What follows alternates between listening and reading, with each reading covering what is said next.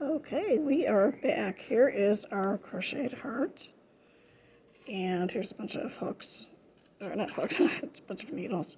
What I'm going to do now is I'm going to thread my needle. It's a tapestry needle, so it's not very pointy.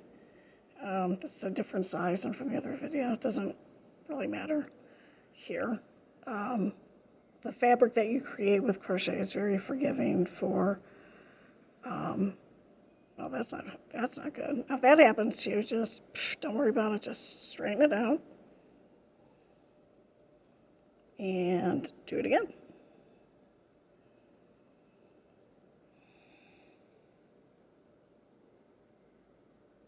Okay. And then pull it through. Okay. So now what you're going to do is you're going to go back over here. You're going to put your hold your tail with your thumb, take this needle, put it through, grab the tail off this needle, pull it through, then rearrange this so it looks nice. Then what you're going to do is you're going to take the hook and you're going to go into the front of the stitch right here.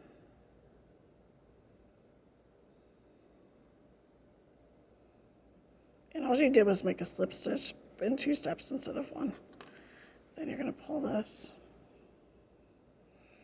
down, and you're just going to make sure it goes down. And even if it gets crooked, it's not really going to matter in this kind of little project. Then what you're going to do is you're going to grab this tail, and you're going to pull it, pull it, pull it, pull it, pull it, pull it. And as you can see now, you have a nice, lovely heart shape. And as you can see, you can still pull it. You can pull this really hard, and now it's like that.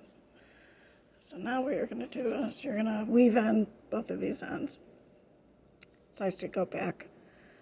Weaving it in is pretty easy when you use a needle. If you don't have a needle, you can always use a crochet hook, but that's kind of a pain. It takes a lot longer with the hook. So you're just going to grab something from the back, and even if it goes into the front a little bit, no one's really going to be able to tell. So you're going to go in the back, and you want to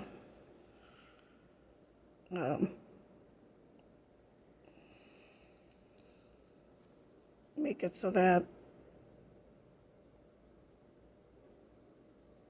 if something is pulled on this, it's not going to come apart.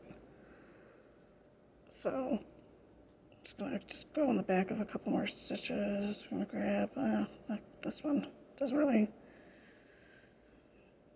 whatever's close, you're going to go up. And now we're going to go back over there. I'm going to dangle this because it's a little twisted up like an old phone cord. If you're old enough to remember that. Okay, then we're going to go over here. And not going back in the same stitch because that defeats the purpose. We're going to go back like right here.